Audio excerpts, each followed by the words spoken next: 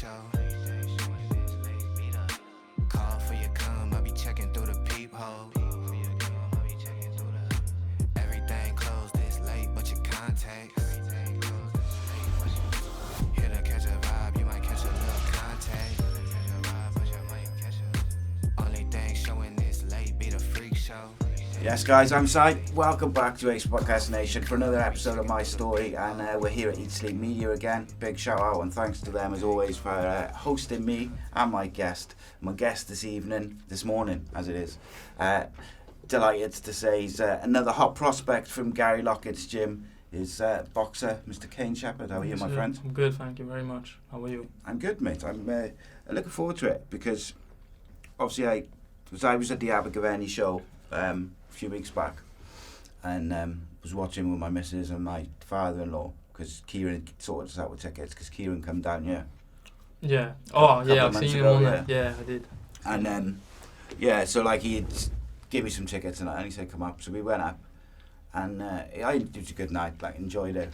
But your fight in particular, and I'm not just saying it because your fight in particular caught my eye because I hadn't seen you fight before. Like I followed you on social media because I follow quite a few of like Gary's fighters and that. Of course. And I was just impressed with everything, the way you went about business. Like you were so quick, and the guy just didn't quite know what to do with your speed and that. No. But let's talk about you a bit, mate. Like, how did you? What was you like as a kid, first of all? I was a good kid. Yeah. I was a good kid. Obviously, my mum and dad, they were quite strict, so yeah. Like they always kept me on the right path and stuff like that. I think I had a little dip when I was first getting into high school, but I think everyone goes through that little stage, don't they? So I went through that stage, and then, funny enough, the only thing that put me straight back on doing well was the biggest threat was like telling my coach. Yeah. Like my mum and dad, they could shout at me, but I'll be alright. As soon as they said they're gonna tell my amateur coach, I was shitting myself. So I got called into, I think it was like the weight room in my amateur club, and he literally just said like a couple of words to me, and I was like, I come out crying. I was crying my eyes out, and then ever since that day, then I'm not go back down, and then he called me back in. And then he said he's proud of me. Yeah. So I think like that played a big part of what happened then after that. See, I just stuck straight and narrow. It's interesting, like, because I got like 3 boys now, teenagers. The youngest one is 14. Like, if he's naughty, like I could tell him, and he won't listen to me. But like, at some point, it just becomes, oh, Dad's just telling me something again. Yeah, cool. And same with my missus. But then, if this football coach speaks to him, who he's really close to and I'm mates with, he listens straight away. On board straight away. Yeah. It's infuriating as a parent, like, because you're like, that's what I've been saying for the last 3 weeks. Yeah. But no, it's all good. I think it's good doing it because, like, those teenage years, especially when you go up to high school and you've got all kids mixing from different schools, I think it goes under the radar a bit. I think it's really hard for boys when you go into high school. Because you got like at least sort of 3, 4, maybe more than that school, like primary schools all coming together. And boys are like, you're all like jostling for position, if you like, of like, because the kids, and it's who's the hardest, who's the best, of course. And you get like grouped up, like you just end up with people who've got similar interests or whatever, or people you know, and you get split from your mates. And it's hard, isn't it? Because it's usually like a much bigger school than where you've come from. And if you end up hanging around with kids who are getting in trouble or doing the wrong things, it's quite easy to like, I've seen in my 3 boys years, I've seen a lot of kids who in primary school were like the best, well behaved, the most polite kids you could meet. And then by the end of high school, they're kind of not even going to school and they're in all sorts of trouble. Yeah, it does happen a lot. Yeah. But there's not much you can do. Are you Cardiff boy? Yeah, Cardiff boy. Yeah. So you lived in Cardiff all your life? Yeah. That's what I like to hear. Lamb Rumney. I've had far too many Jacks on you lately. It's just gotta get some Cardiff people back on. Because we've had a few lately. Like they didn't even notice it. Just like won, and then I had T-Rev rapper, he's a full-on jack, and then I had comedian on last week, and just before I knew it, was like 3 or 4 in a row. I was like, this has got to stop straight away. I need to sort this out now. What about like sports away from boxing when you were younger and that? Were you any good at anything else? Or was it always fighting? It was always fighting, but I did play a bit of football. Yeah. I wasn't too bad at football. I dabbled in rugby a bit, but that was more of a young age type of thing. Yeah. But I played football quite a bit. But then boxing just took over then, because I started when I was 7 anyway. That's quite young, isn't it? Yeah, I started when I was 7 because of my dad. And then I think when I was young, I took like a couple months off, and I started doing taekwondo. Okay. And then I think I lasted about 3 sessions in taekwondo, because I remember I just loved the hard work of boxing. See, I went there, everyone just running around, just doing nothing, and I was just like, nah, I need to go back to boxing. So ever since then, that was it, switch. So you started boxing age 7. Was that like just because of your old man, basically? Was it? Did you have like an interest in it at all, or was it just they were trying to find you something? I always loved, like when I was a little kid. There's pictures of me like 4 or 5 punching. You know, those things you step on, you punch, hit back, all that. So I was always asking, when can I go? When can I go? And I think like they finally let me in then at 7. So that was it then. So I always ask this to fighters, like MMA and boxers, like, because a lot of the coaches I speak to, they'll say like, you know, you get people who will come to, they want to train MMA or they want to train boxing, and they're like, oh yeah, I can do this, and then the first time they get punched in the face, it's a bit of a shock. Yeah, of course. Because you've got to get used to it, haven't you? And I think some people don't come back from it. Do you remember the first time, like, you just got smashed straight in the face?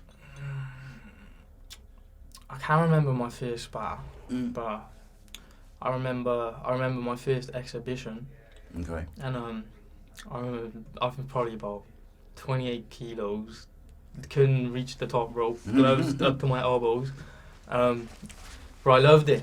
I relished in it. And as far as sparring, I remember one of the first hard spars I had was with this kid called Aaron Atkins, and he was older than me, but he could hit hard. And my dad used to just put me in the trenches, so I remember getting hit, and then like I'd be crying in the ring, but like I think it was more of anger then. Frustration when you're young, innit? I was frustrated. I was angry. But I would never quit, so I would always just keep going, and then like something inside of me, I'd ride it. But I think that was like the first time I was like this is tough, because I think he hit my nose, and my nose was just on board.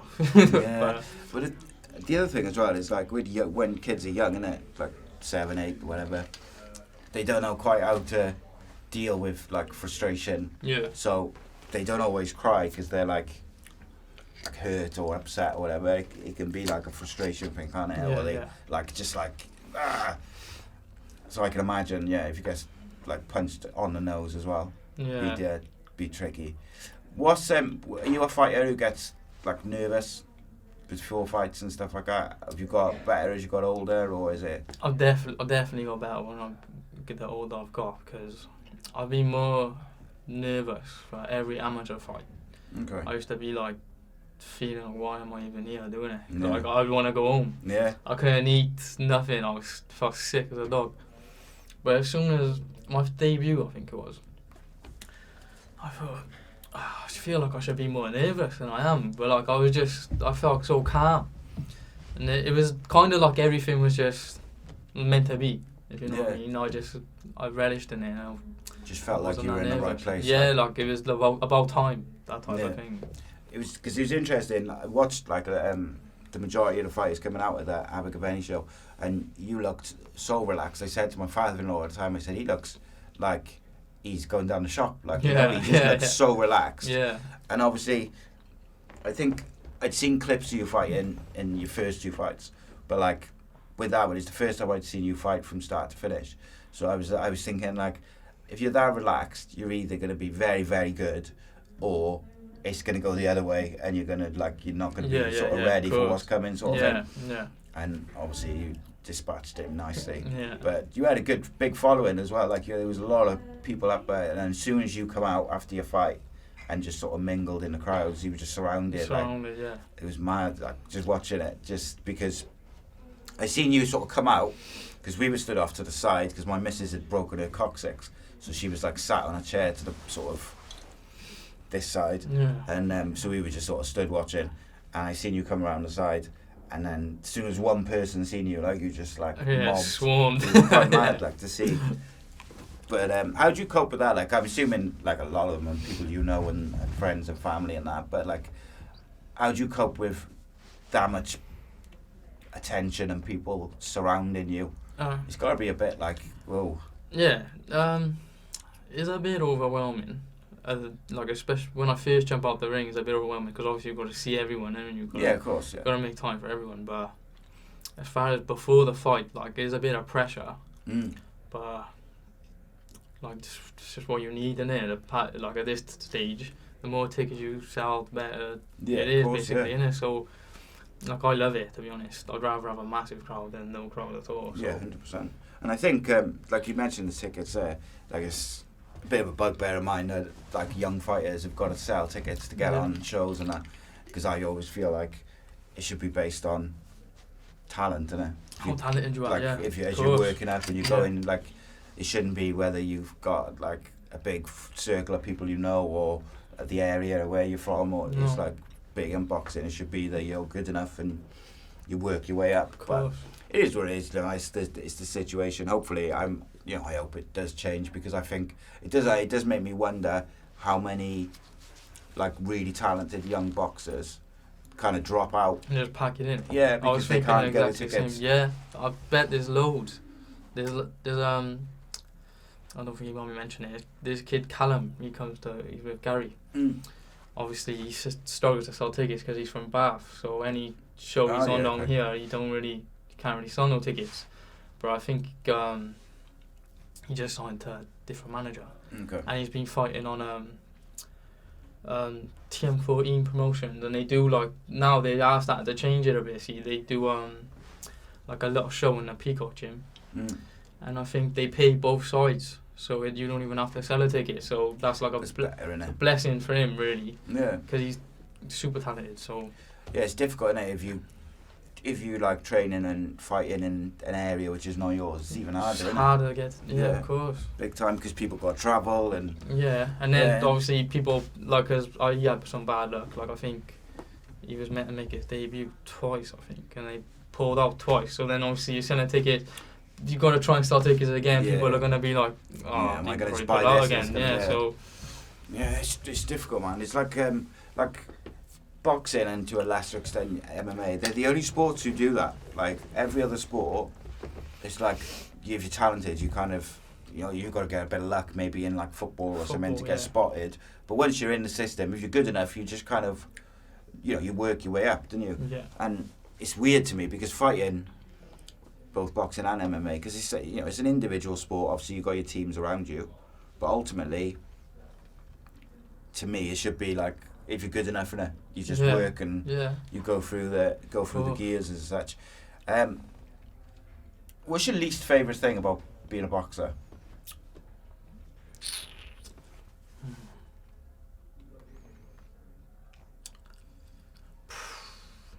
It's I don't know.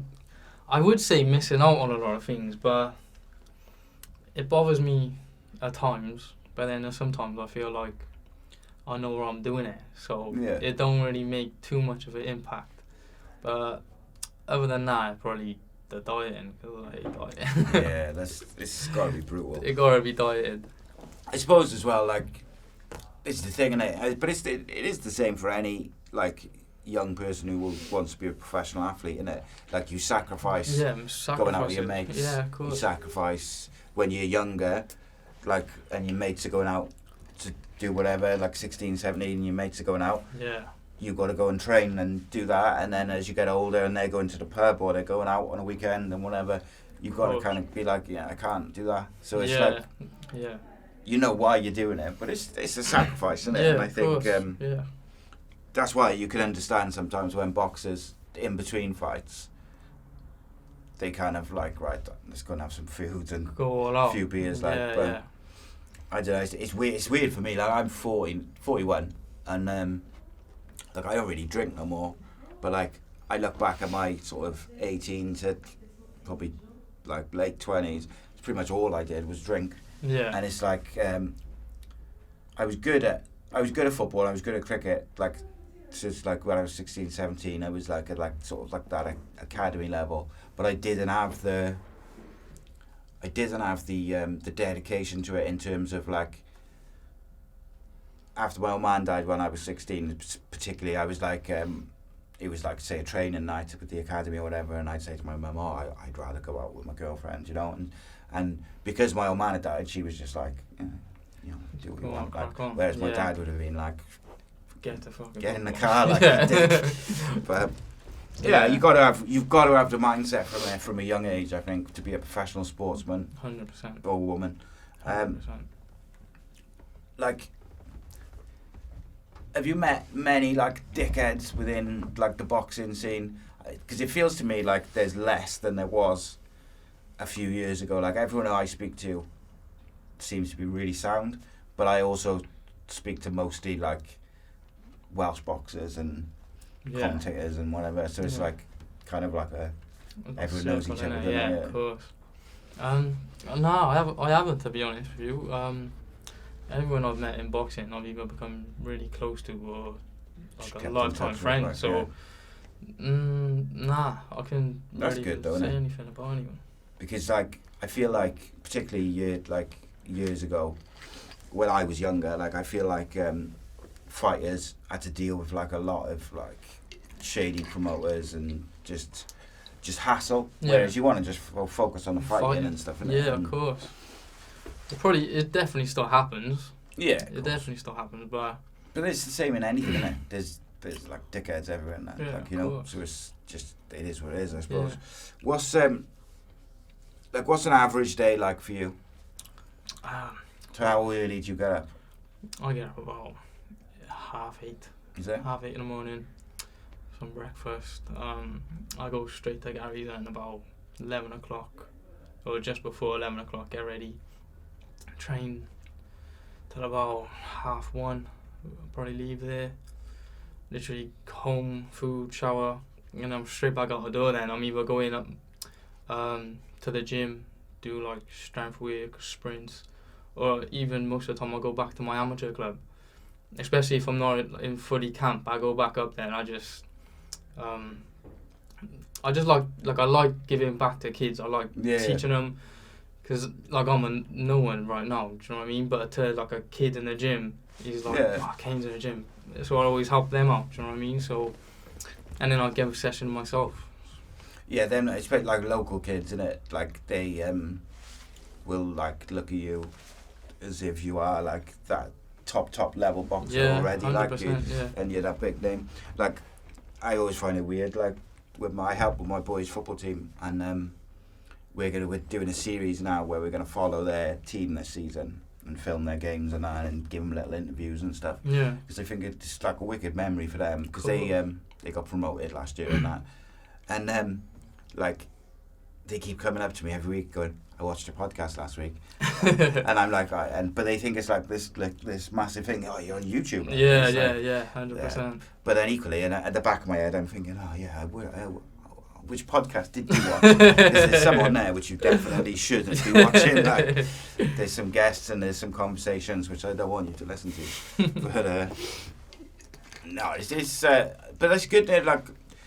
Like for us with the football, like we got like 18 to 20 kids now in the team. They're all like so close, but it's keeping them off the street. Like they're all doing like, they train, like we train on like a Tuesday, whatever, play on a Saturday. But in this pre-season this summer now, they're all doing their own little individual training things, and sending videos to the coaches, like going and, you know, they're going for runs and shooting practice and all this thing, all off their own backs. And it's like, if they're doing that, they're not just getting into trouble and just doing stuff. Like, So I think there's definitely something to it. Is that something which you'd like to pursue? Like, you know, once you're, I know you're young, like, but like once your boxing career's done, always. I've always go back thought to about coaching that. and stuff like that? Yeah, I always would, for sure. No matter the money I make, whatever I do, I'd always go back and do that. I was actually talking about that the other day. Because especially where like the gyms are, like obviously the pro gyms in Lanrumney, that's quite a rough area. My other gyms in Gobalfa, you see all kids around there, literally 12, 13, hang around the shops, doing this, doing that. I mean, you should like get them in the gym. Yeah. And I was having a conversation as well the other day about like they don't really like to promote boxing, do they, in schools and stuff like that. And I feel like that's one of the main things that I feel like would have a massive impact, because I know what it done for me. It kept me on the right thing throughout wherever I lived, like seeing people doing this, doing that. But always, I would never want to let my coaches down. Want to let my mum and dad down. So it always like installed that discipline. Yeah, 100%. Like, because, and I think it's the same. Like as soon as you mention MMA, jiu-jitsu, boxing, anything like that to schools, they're a bit like, whoa. Straight away. Yeah, because, and even, funny enough, right, so I wanted to get my boys doing some MMA because I'm friendly with Jack Shaw's old man and Jack as well, like to a certain extent. So like, I wanted them to get involved in that, and Richard works in their school, or he did. I think he's still there. He works in the school, and he had previously, before COVID, he was doing boxing and that, so they were going to bring it back, and I think the school might have been a bit not fussed. Yeah. But I think they have brought it back. But like my missus was straight away like, oh, if they do boxing or they do MMA or whatever, they're just gonna fight more. And I'm like, no, I don't think they would. I think because they're taught to do it in the gym and in the thing. Of course, 100%. And even so, like I know, like this is a bit of a bad term, but even if they did go down that route of like even wanting to fight more, look at the people that can fight. They carry knives at like 12 years of age. So I'd rather someone have a dust up outside than just carry a knife because you can't fight. Do you know what I mean? So, and that happens on a regular basis. Way more than people think. Literally, regular basis. Yeah, it's weird, like, because I think, like, I'd rather my kids be able to defend themselves and have the mindset of like they're not gonna start a fight or whatever, but at least they know they can get out of it without getting seriously hurt or whatever. That's it. But like you say, like it's so dodgy now with knives and stuff like that. Like you just don't know what kids are up to. Like I see, you know, in certain parts of Cardiff when I'm there or like driving through, you see the amount of kids I see, like young kids, like maybe under 12, say, and they're out on the streets at like 10 o'clock at night, and I'm like, seriously, like what's going on? It's crazy. It's balaclava up. Yeah, but I just don't get it, like how they're out so late. Like it baffles me. But yeah, for sure, no way. I used to have to be in. Yeah, as soon as the lights go out, that was me. I'm in. Yeah, big time. And like, even with my kids, like if they're not back when they're supposed to, I'm like, right, text. If they don't reply, I'll be on the phone. Like, mate, you're 10 minutes late, 20 minutes late. Yeah. Because I've been lucky. They've been good and they listen and they've had their moments and done stuff. But like, compared to what I was like, they've been angels. Yeah, which was always my worry. For the very first moment I found out my missus was pregnant, when I was like 21 or something, was like, oh my God, if they're like what I was like from sort of 14 to 20, we're gonna have big problems. Yeah. Like, you know? And that was my worry. And obviously, as they get older, like I'm looking for things maybe sometimes which weren't there, but they've been pretty good. But like I said, I know loads of kids in their years who are doing all the stuff that I was doing and probably worse. And it is difficult. It's difficult for the schools as well now because they can't, like, the kids aren't scared of teachers or like they don't respect them, and so like they haven't got a way to get them under control when they do lose it. Like not at all. I think they should bring some like boxing or martial arts or something like that. That should be part of the curriculum. I do just in schools because 100%. bring the discipline in, innit? Yeah. And that side of it is fitness, healthy. Yeah, of course. Fitness, promotes health, discipline, dedication, and that can rub off onto anything they even choose to do then, if you know what I mean. And the thing is, if you've got like, just sorry to use my kids as another example, but the middle one is 16 now, right? And he's got no interest in like football, boxing, cricket, like nothing. He's not like sporty. Yeah. But just sort of after COVID and all that sort of stuff, he discovered going to the gym and lifting. Yeah. And he absolutely loves it. Yeah. So like he's gone from like a bit of a chubby kid who was like didn't really enjoy doing sports and that to goes to the gym like probably 6 days a week and is jacked and it's massive and he loves it. And he's going off to the army now and that, and he's like, it's like he wouldn't have that interest in fitness and health if it wasn't for getting into like weightlifting and going to the gym. And I think boxing and other similar things like martial arts and that, they'll have that effect on teenagers. Because everyone got that one little thing that they're gonna attract, innit? Yeah, so you just find what you need, innit? Like you find what suits you. Yeah, of course. But having that, having an interest in looking after yourself, it also, I reckon, helps. Like it helps mental health. There's no doubt about it. Like 100%. Yeah. Because how many people, I include myself in this, like because obviously because of my back and my leg, I can't do as much as what I used to be able to do, and I can't really I go to the gym, but I got to use like specialized equipment and stuff like that. But like not being able to exercise, that's why I sometimes am like in my own head, because I wanna.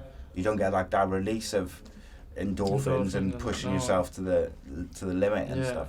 100%. Are you one who trains like for, I don't know, for lack of a better term, like you one who trains till he pukes, or like, well? I'm flat out. When I'm boxing, like I go hard as I can be. So, well, actually, with anything I do, even I could be on my own in the gym. I don't need no one to push me. Like I push myself. So, yeah, I've always been like that, to be honest. Do you do much like? Do you go for a run up by you and stuff like that, or do you tend to do everything in the gym? Nah, I'm always running. Always. Yeah. I quite like running, like around my area. Yeah. Because obviously you see people give you that beat, it just gives you that extra push, really. That's what I think, anyway. Yeah. I run past the pub, see all the boys in the pub. They're all like, "Yes, come on, Kane." I'm like, "What's going on?" But then they come to my fight as well. See, so it's like a win-win type of situation. Yeah, they see you putting the effort in as well. Yeah, exactly. That's what they see you making those sacrifices. So then they're gonna be even more in, like they're gonna be your mates in that and your family and whatever. They're gonna be invested anyway. But like people who are sort of on the edge of those groups, if they see you invested in it, they're more likely to get on board, isn't it? Yeah, 100%. What was it like the first time you fought with like a big follower, like a lot of your following there, and you could like loudly hear them? Was it difficult to focus on the job at hand because of that like noise, or was it just an added bonus? No, it's always a bonus for me. One thing that sticks out in my head when it was like the biggest, I was an amateur, like when it first started, I think it was the Welsh Championships final. I think I was a youth, and this kid, he beat me. I think it was like he beat me once or twice. Debatable, but I was like, "There's no way he's beating me this time." But then everyone come up to that. I think it was at Swansea, and I beat him. And that was like one memory that sticks out for me with like a big crowd. And then I think that's the year I won the British as well. And a few of them come up to that, and I was in Liverpool. So they're the two little memories that stick out for me. Nice. So, how old were you then when you won the British at amateur and you won the Welsh as well? How old would you been then? I think it was about 15, 16, I think. Yeah, something like that. What's do they keep track of your amateur record in boxing? I know they do in MMA. Well, as a pro? Yeah, like no, so like as you're coming into your sort of your pro career, innit? Do they keep track of your last couple of fights to see like your win-loss record? Because obviously in boxing you tend to fight more amateur fights, don't you, than you do in MMA and stuff like that. Yeah, but I didn't really have like loads of amateur fights. Was it? I think I had about, like there's a few. I had about 40 something. But like, seeing as I spanned from when I was about like 10 to this. Yeah. Like at the end, I was just fighting in the championships every year. Like there would be like, there'd be no one to fight anyway. So I'd just be championships, and then in the end, then I was like, I can't just keep doing the championships every year. No, I need to, and I've always wanted to turn pro anyway. Like that was always my goal. Like amateur weren't really my goal with anything, but like a means to just it was a means to an end type of thing. Just learn what I had to learn, and then just step up to that. Then. What was your hardest amateur fight, do you reckon?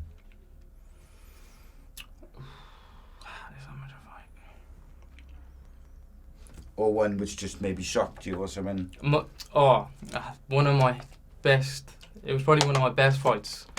Was at national champion from Ireland.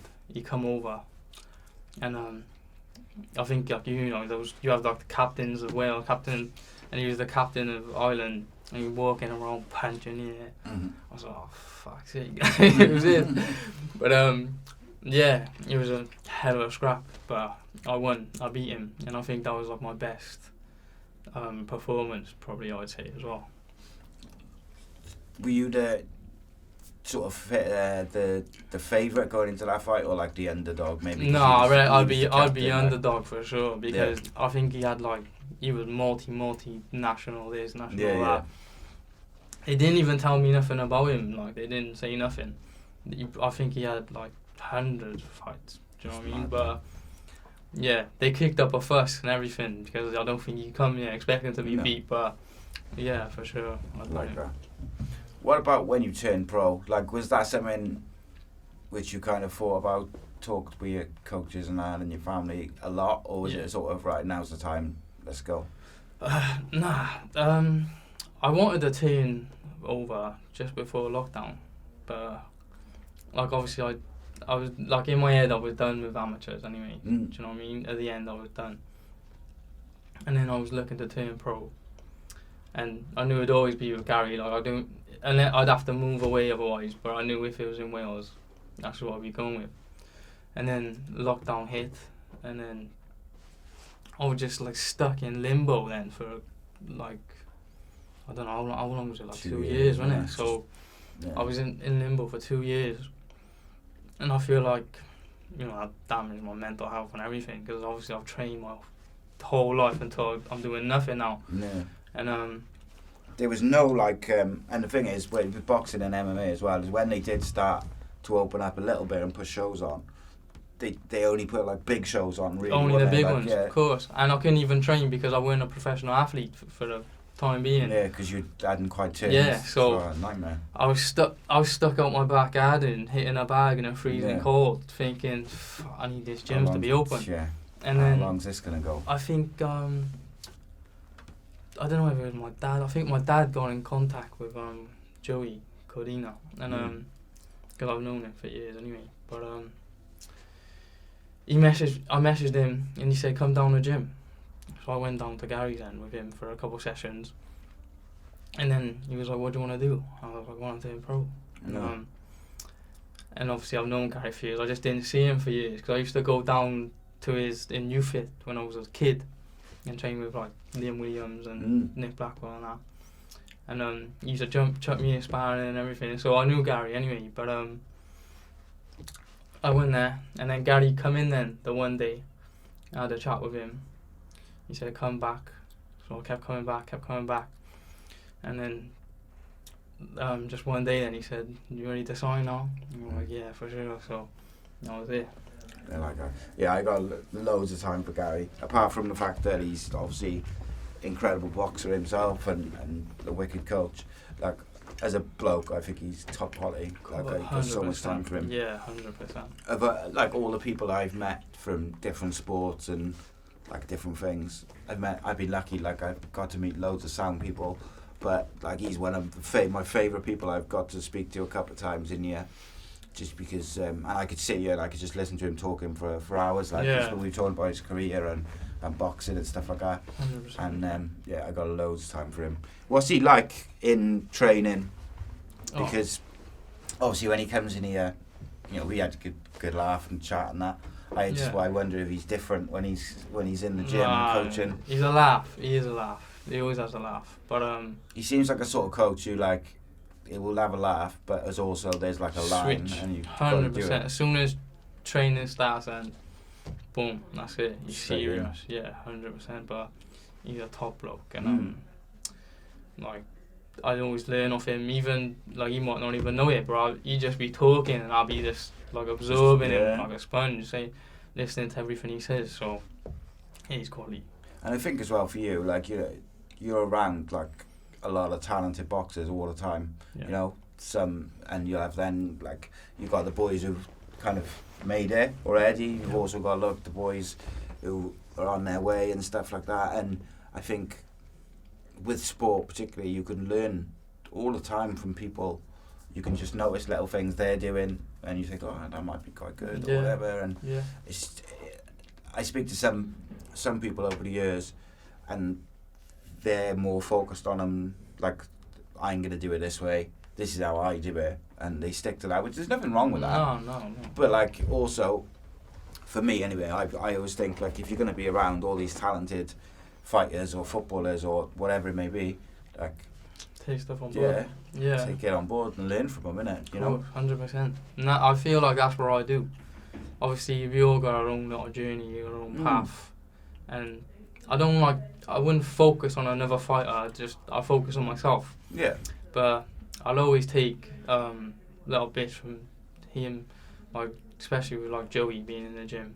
Yeah, 100%. And like mad not to, wouldn't you? Even just anything he says, like little things. Like I was in the car with him a couple of years ago, and we went up sparring in Merdy.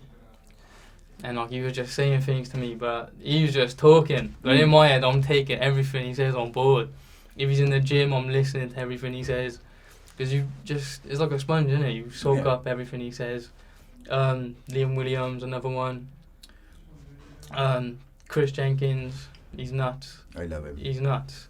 So much time for him. But when he's calm, he says a few good things, and I love watching Chris as well when he's boxing. Yeah. So yeah, he's so enjoyable to watch fight, isn't he? But like he's been a bit unlucky, I think, in terms of like just not quite getting the break of things and stuff like that. Yeah, but for sure. He's supposed to be coming in actually soon. Is he? But yeah, we were sorting it out a couple of times, and then like just stuff happened my end or his end, and it was just never quite happened. But we'll definitely get him down here, because like I just enjoy speaking. I done one online with him before, but I speak to him on text like semi-regular. Yeah. And I got a lot of time for him. He's funny man. He is. You know. What outside of like the obvious, so you know, like Gary and the fighters, who like helps you the most? Who influences you the most in terms of how you're progressing through your boxing career, through your life and stuff? Other than boxing, probably like my mum and dad. Like they support me with everything. So, like tickets, I don't even worry about tickets. They take all the stress off me with tickets. That's a massive and that's a massive help, because I wouldn't have a clue. Yeah. Like, it'd be stressing me. So my mum and my dad sort that out. So I'm thankful for that. And growing up, they've always given me what I wanted. You know what I mean? Obviously, it got a bit harder because they split up. But as a kid, everything I wanted, training wise, anything, they'd be on it. So yeah. Are they like? I know if something happened, like, and the shit hit the fan, is that the first people you sort of go to? Is your parents, and you'd be like, yeah, 100%, always. That's what you need, don't you? You need people behind you, because whatever you're doing, it's never going to be smooth sailing, is it? Like, you're going to have ups and downs. Yeah, always ups and downs, of course. You can't deal with it on your own. I think, like, I just think if you try and deal with stuff on your own, eventually you'll like you'll just break, like you'll crack because there's too much. Like you, even if you use you as an example, like you say you were doing everything yourself, you're doing the training, the fighting, the boxing, and you're trying to promote yourself and you're trying to do this, but then you've also got to sell your tickets. Like something's got to give. You know, like there's just not enough hours in the day for you to do everything. Yeah. And again, like we said at the start, like about fighters who maybe are really talented but are not able to sell tickets. I also wonder how many fighters over the years who've been super talented but they haven't had people around them, or they haven't had the right people around them, and they kind of just don't realise their potential. Yeah, because they can get influenced as well. Yeah. They can get who they hang around with, people where they go in. 100%. Like I'm lucky I am, see, because my group of friends I've known since fucking nursery. Yeah. And obviously you meet people along the way that your mates, or some different types of people. Some shouldn't hang around with, some you should. Yeah. But like my mates, they're good because they all keep me grounded wherever I do. Like they rip piss out of me on a daily. So you gotta have them.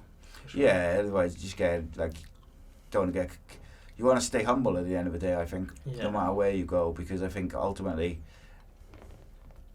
you'll see those people on your way down eventually. Yeah. Funny enough, the first time I had Paddy the Baddy on, he was saying like when he was like 19, 20 and he first became the featherweight champ in Cage Warriors, he obviously known around Liverpool. He's like the young hotshot in it. Everyone knows him, and like he said, he had so many people who thought like they were his friends and like hangers on and that, and then when he lost, all of a sudden they all just disappeared. Like, and he made a lot of changes then, I think, in terms of like how he dealt with like who's your mates, who's you trust, who are just people you know, who are just people to say hello to. Exactly. You've got to kind of navigate it, because if you're in the public eye, you don't want to be like telling people to fuck off, do you? And just like you got to do your thing, and you got to have photos and say hello or whatever. Part of the path, of course it does, yeah. But it was quite enlightening listening to that from him, because he was, he's pretty great even now, like with all his multi-million deals with the UFC and that, like he's still very grounded when you speak to him and grounded, he's a really sound guy. So like listening to him, and like Liverpool's massive place, but he said like he just, even then, like 19, 20, he just couldn't go anywhere. Like, so I would compare, like what I was saying to you when you got out the ring at the Abergavenny show when everyone just like swarmed you. Yeah. I imagine him being like that, but like in Liverpool, everywhere he goes, like 24/7, every day. It's got to be so proper stressful. Of course. Because I watches his YouTube channel. Yeah. And he always makes sure everyone says please, don't he? Like, can I have a photo? What's the magic word? Please. Yeah. Which is a good thing, though, isn't it? Yeah, so, 100%. Like, because obviously, what was I watching yesterday? I was watching Tyson Fury's thing he just brought out on Netflix. And there's people just going up to him and just taking photos constantly. Nice. He's with family, take photos, videoing him.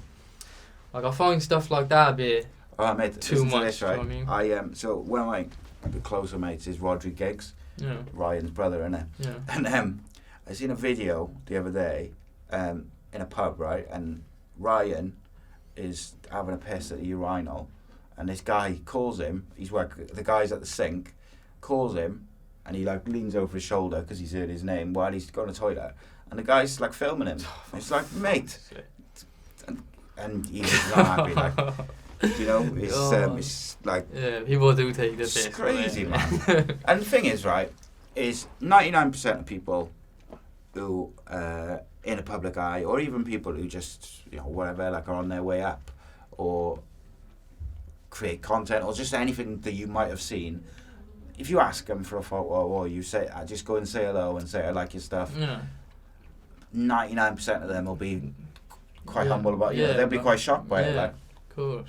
Like I was telling Tom Ricks the other day, when I went up to the Abergavenny show, I think it was like only like 2 or 3 people come up to me throughout the night and were like, "Oh, I seen your podcast with Kieran," or "I seen this," and I was really like, I'm really awkward with it, because it's not something I've ever expected or had to deal with. It's just something which has developed a little bit. But it's more so, like I get it in Cardiff because I know a lot of people in Cardiff, So I talk about Cardiff City a lot, Yeah. and I have Cardiff City footballers and stuff like that. So like, I kind of can deal with that a bit better. And I also know a lot of people from going to the football for over the years. So like, I can kind of like navigate that, because sometimes it might be someone who knows me, but I just can't remember them. Yeah. And this guy sort of said, "Oh, Si, what's happening? You know, how's the family? Blah blah." And I was like, "Right, so I must know you." Yeah. Because I don't really talk. I talk about like my kids, but I never name them, and I don't put them up on like social media really and stuff like that. And like, he was asking, and it was frying my brain. Yeah, them situations are the worst. And I'm thinking like, right, I must know you from somewhere. Right, where do I know you from? And I'm trying to like work out where it's from, because we're in Abergavenny as well, not in Cardiff, like, so it's away from home. And like in the end, I kind of went off. You know, I said hello and that, and then I went off, and then I kind of cottoned on that he had sort of gone from, you know, how's your family, whatever, and he then started talking about like the podcast and whatever. So I went back to him and I was like, "Oh mate, I'm really sorry. I wasn't being rude. It was just I thought I knew you, so I was trying to place you." Yeah. And then obviously I couldn't place you because we've never met. Yeah, you just threw the podcast. Yeah, it was just like a weird thing. He was really sound though, but like that's very. I find it weird. So like it back. It takes you back a bit. Yeah, like that, it's strange. Like, and I bet you probably get it a lot in like Glam Rumney and that, like kids and people saying Kane. And yeah. A couple of people now. Yeah, it is. And it's like, do I know you? No. I always think like for ages I'll be rattling my brain thinking about it, but then I just put it down to like people. Like obviously you might have a brother. You might like this other. Like I'm quite known around it anyway. So. Yeah, you're bound to be, and the thing is, like that's only going to grow, isn't it? Yeah. Like it'll grow. Like people in Glam Rumney will know who you are. People in Cardiff will know who you are, and then it's going to go and go. What's the?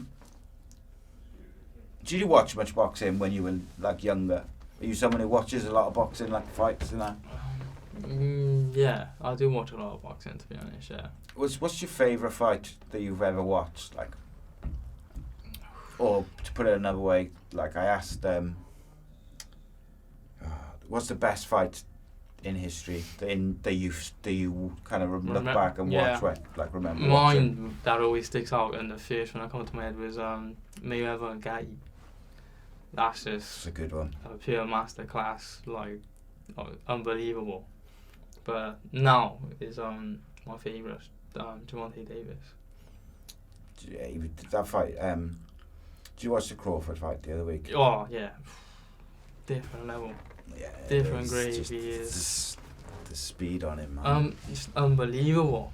I was debating that fight for months, thinking I haven't got a clue. Yeah, I thought it was going to be close. I didn't have a clue. I was back and forth. My little cousin, he loves Errol Spence.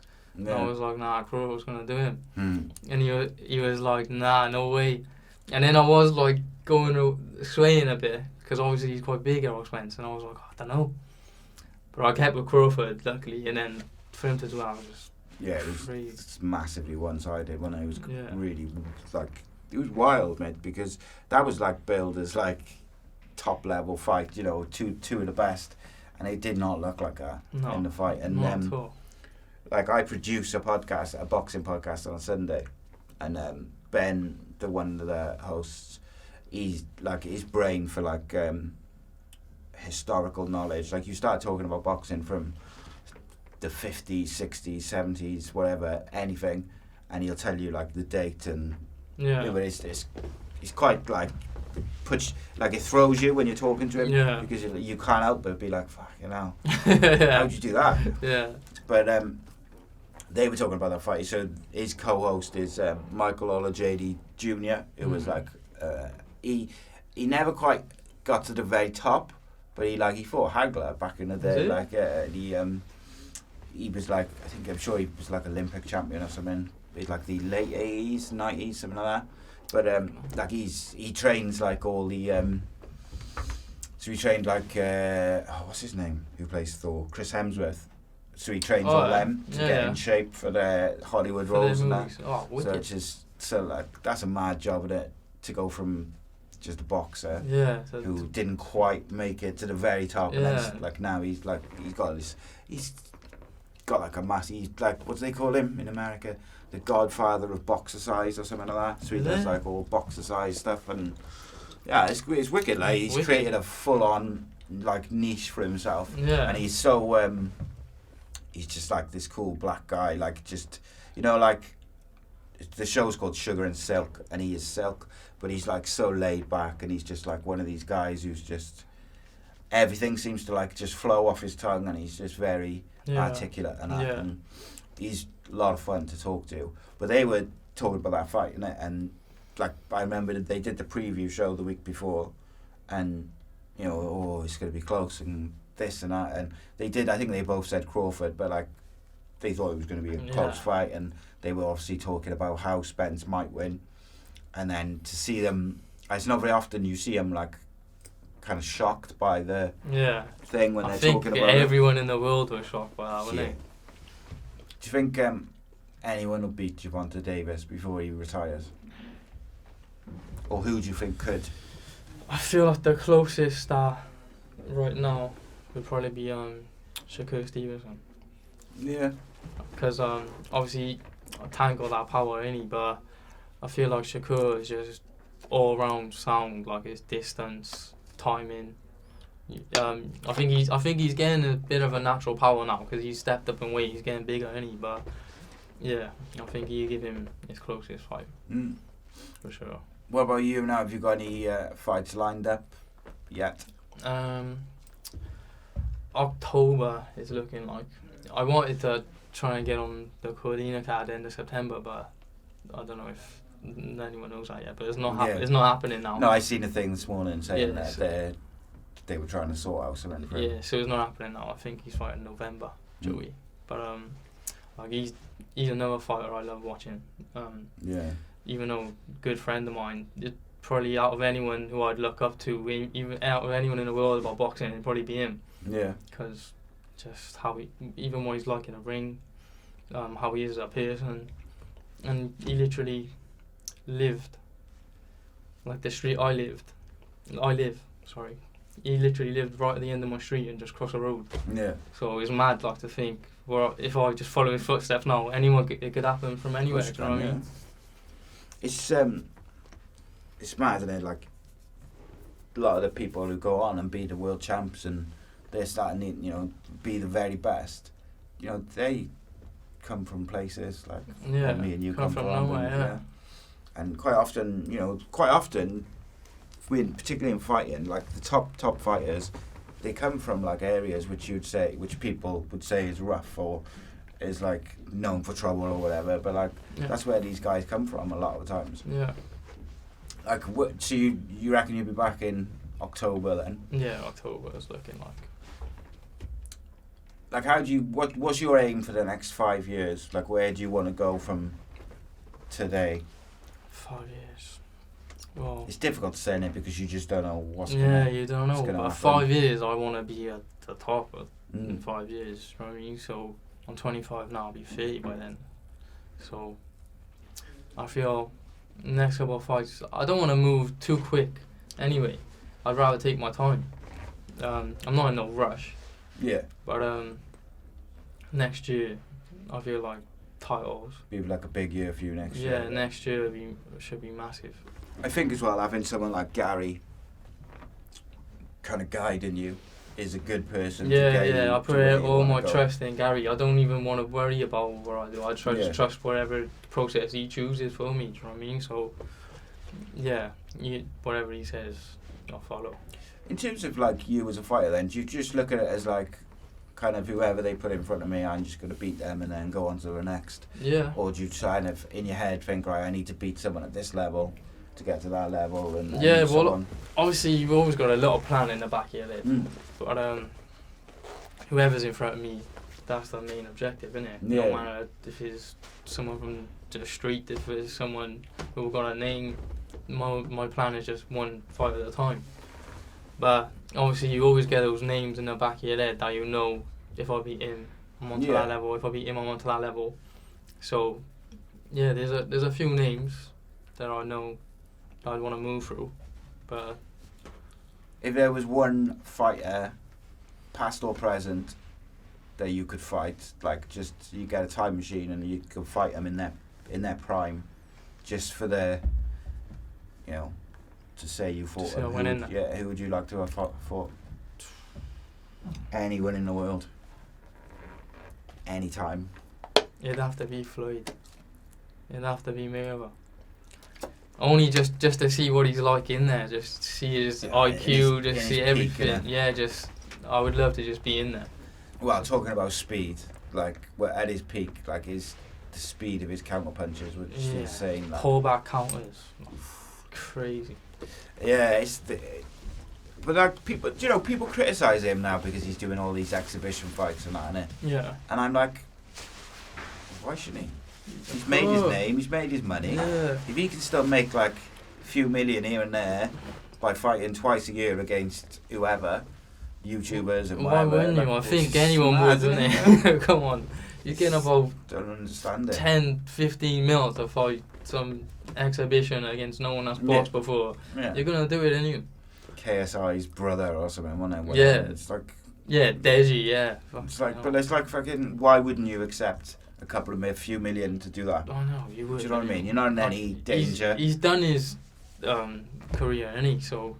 Yeah. So, I mean, people don't like it, do they? Because when, like, people if you're successful, they want to drag you down. Yeah. No matter what you're doing, like. Yeah. But it's the same as anything, innit? It's like these footballers who are going out to like Saudi Arabia now, who are like, 32, 33, and it's like, why would they stay in the Premier League and get paid whatever, or go and make like, not just, they're already multi-millionaires, but like, they're going to go and make like generational wealth, which is going to like go to their kids, of course, in like a year. And it's like, it's just come on. Simple, isn't it? Like, yeah. And anyone in that position would do exactly the same as well. Because, look, like Ronaldo, for instance, is one of the richest sports people in the world. Even he done it because he knew that I can go here for 2 years and I'm going to be like, it's going to like double my wealth. Yeah, do you know what I mean? Sure. It's a job at the end of the day. Yeah. Like they all love it, but it is a job. Yeah. Yeah, I'd never understood that criticism. Like I can understand the criticism maybe with football, like if they go when they're like, 23 and they're at their peak and they're already at a big club and they're already winning things, or they haven't won anything, so you want to go and win the Champions League or whatever. Like I get that. Yeah. But like, obviously everyone got those goals at first, but then once you achieve them goals, why not go and make the maximum money you can? Yeah. At the end of the day, like, those trophies are great. You all athletes want to be the best at what they do, but equally, when your career's over, and everyone forgets about you. Yeah, what are you going to pay your bills with? Exactly. Like, Yeah. So you can't pay with your reputation, or you can't carry on, like live for the next 20, 30 years after you're retired. So, yeah, I got no problem with it really. I quite think good for them myself. Yeah. Have you ever had to fight anyone you like genuinely dislike?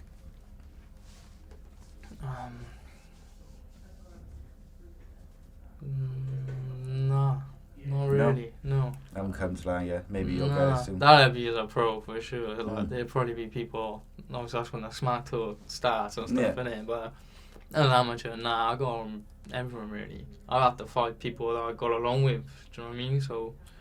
Is there people you wouldn't fight, like you, like teammates and mates and stuff like that? Yeah, I wouldn't fight no one. Like say in my gym, obviously, because like I treat the gym like a family gym. Like we're all close. Yeah. So at my gym, but anyone else really, boxing's a business, isn't it? So yeah. What about in your gym, like in Gary's gym and that, like, what are the fighters should we be looking out for over the next sort of year or two? Well, obviously you've got Reece, but obviously Reece Edwards, he's already signed the Sky, like he's up there again there now anyway. But obviously Ben Crocker, Kieran Jones, Callum Smith. Is that all the young ones? I think that's all the young ones. Don't want to leave no one out. No, I don't want to leave no one out. I think that's it for our gym. Obviously you got Chris and Liam, but everyone knows them anyway. So, but me, Kieran, Ben, Callum, we're all rising up now. So you said like you go and help out in your old gym, like with the kids and that.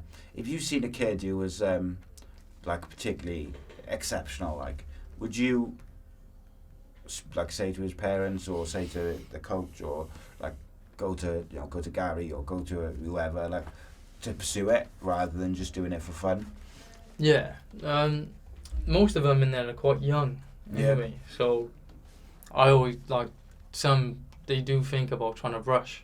I said there's no point in rushing, like just like they have a few fights and they like I want to turn pro, like no you don't want to turn pro. You put work in, win a couple of national titles, get to British, do stuff like that for you before turning pro, because there's no need in turning pro yet. Yeah, I guess if you go too early, like you're not going to get the opportunities to fight anyway. No. Because you're going to people will view you as either too inexperienced or too young or whatever. Yeah. Whereas if you go and win those amateur titles and the championships and stuff like that, like you get that on your resume as well, and you're learning all the time, you're getting better all the time. So then you can kind of 100% have that on your record. Yeah. It's an interesting one.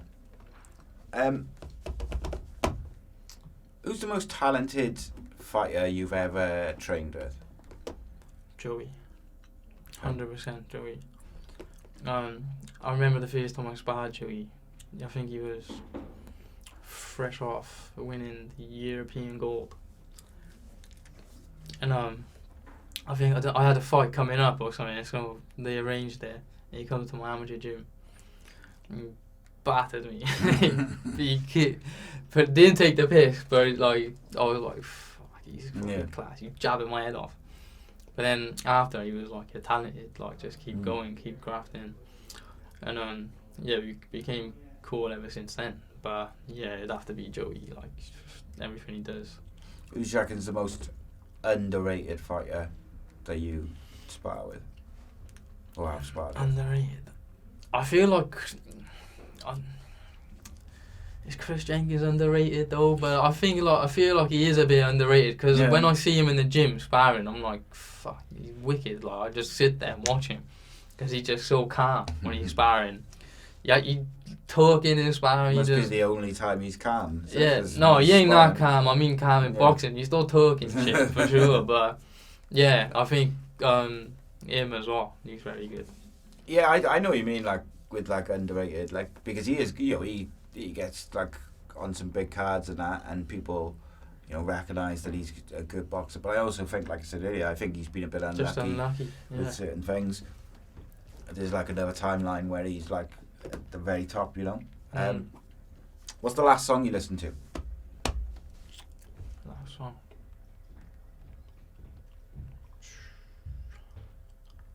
Probably a Little Baby song. Yeah. Little Baby, yeah, that's what we've been listening to lately. My music selection's crazy though. I could go from like biggest rap song going to slow jams R&B the next song. So yeah, I couldn't even tell you. So what I've been asking people lately is like, what's the last song you listened to, and then what's the first song you remember, like, not necessarily first song you heard, but first song you remember like getting into or singing along, or like when you were younger, maybe a song on the radio, like a song your mum listened to. Because I like to see how people's musical, like from the first song you got into to the music you listen to now, how it's changed over the years. Jeez. Because we had what was the one the other day? Someone went from like some 80s like pop song to like death metal or something more recently. Yeah, I used to listen. My thing was reggae when I was young. I think I used to bang out reggae. Yeah. Oh mate, there was some quality reggae songs. Yeah, always stuff like that. I think I was from my dad. Like he always used to bang reggae. So. What if you take boxing out of it, like, what do you think you'd be doing if you weren't a boxer? To be honest, I don't really know. Have you been in this so long that it's just fixated in my mind? But was there ever anything else like where you were like, oh, if this doesn't work out, I'm gonna do this? Or was it just always I probably would be on a bad path. to be honest with you. Yeah. And like that's not me saying that I would be a bad guy. It's just like I've always had it in my head, like I'm seeing people, like I got in my head is like I got nothing else. I just got boxing. And if I didn't have boxing, then I feel like I would have been swayed towards different types of people. Yeah. So I probably would have been in a bad way, to be honest. Probably would have been in jail.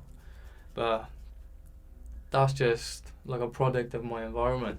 Yeah, of course it is. You know what I mean? So it's just like you see these making money, you see these making money. Even now I see people making money left, right and centre, and I'm fucking struggling going for my run. Do you know what I mean? So it is one of them situations. It's also in that, with that, it's harder as well, is when you're, say, like 15, 16, and you see other kids who are on that path and they've got wads of cash, and you're like trying to be good or whatever, and you haven't. Yeah, because exactly. Because you're 15, 16 and you haven't got a job or whatever. And like, I reckon that's how kids fall into it as well, isn't it? Because they see the cash and they're like, oh, I want that. See a big wad of money, and you've got no discipline, you're going to follow it. Yeah. And obviously there's not many opportunities around for places like where I'm from, and I'm not saying it's the roughest area in the world, but there's not much going for like young kids, like around fucking 15. Well, the other thing as well, they're taking away everything, aren't they? Yeah. Take away all the youth clubs, all the youth clubs, everything. Like, what are they gonna do? They're gonna be on the street corners. We said this the other day to someone. It might be the new actually. Like, they're taking away. So my youngest boy, he goes up to Pentwyn to see his girlfriend, and they've taken away the leisure centre. And I think I've heard rumours they're taking away like the youth clubs and that, and one of the football pitches. And it's like, what do you think all these kids are going to do? Like, yeah, of course. And then when they're all congregating around the shops or whatever, and drinking and whatever, like what kids do, innit? Like, we all done it. Well, you probably didn't, because you were boxing, but like I did. Yeah. And like, you know, just what teenagers tend to end up doing to a certain extent. But if you want to stop them from, you know, hanging around with their mates and having a few sneaky beers to then going to do worse stuff, you've got to give them something to do, man. And you've got to get them in boxing clubs and youth clubs where the people who were working and coaching in these places, they're in there because they're volunteering to do it, because they know what it's like to go on a bad path, and they're trying to, they'll guide you, like, and it infuriates me, mate. Yeah, it is. It's terrible. Because literally, I go to my amateur boxing gym, and I see about, must be about 20 odd kids, all on bikes, balaclavas up. Yeah. And most of them, they're not even bad kids. They're not even. There's nothing wrong with them. Like, it's just they just get chucked into the deep end. They got nowhere to go, nothing to do. Like, I know a few like young ones, and I've seen them come through the boxing gym and then leave. Yeah. So I go up to him like, "What? Come back to the gym. What are you doing? Like, what are you doing?" Yeah. He's like, "Oh no, I should. I'm just come in then, innit? Just walk in." And I feel like that is like a massive part, because if it ain't a boxing gym or football or just anything, like give them stuff to do, but it's also like it's giving them something to do where there's people there who are going to guide them.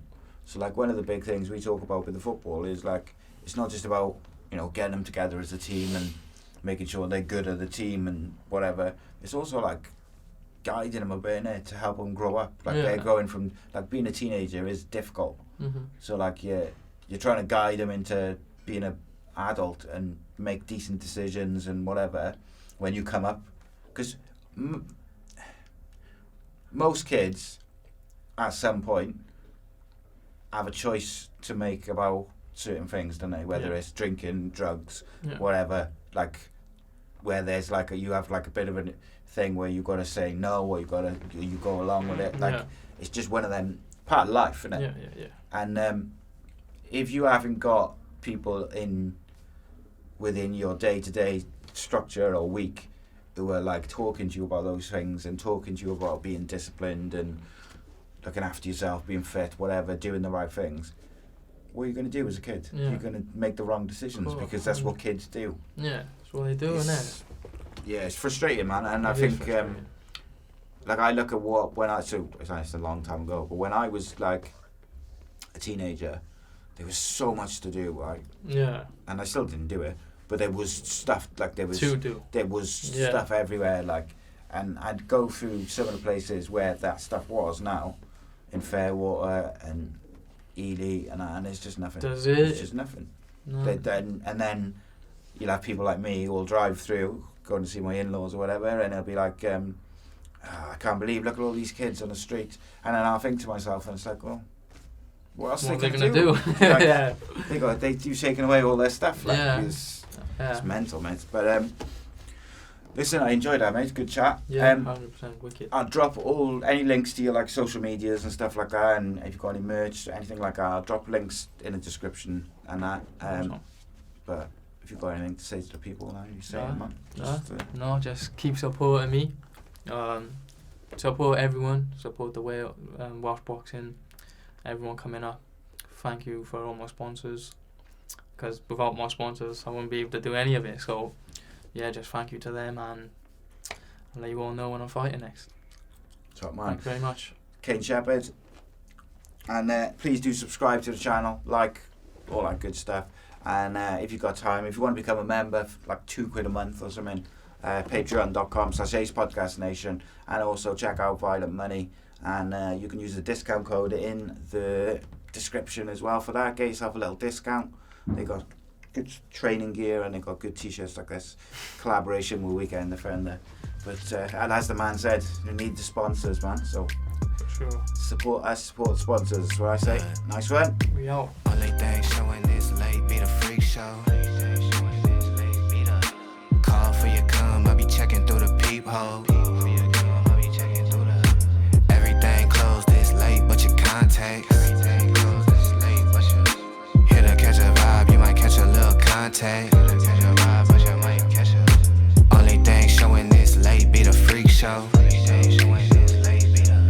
Call for your cum, I be checking through the peephole. Everything closed this late, but your contact. Here to catch a vibe, you might catch a little contact. Baby, live it up, you know the work week coming. Turn it into profit so the hurt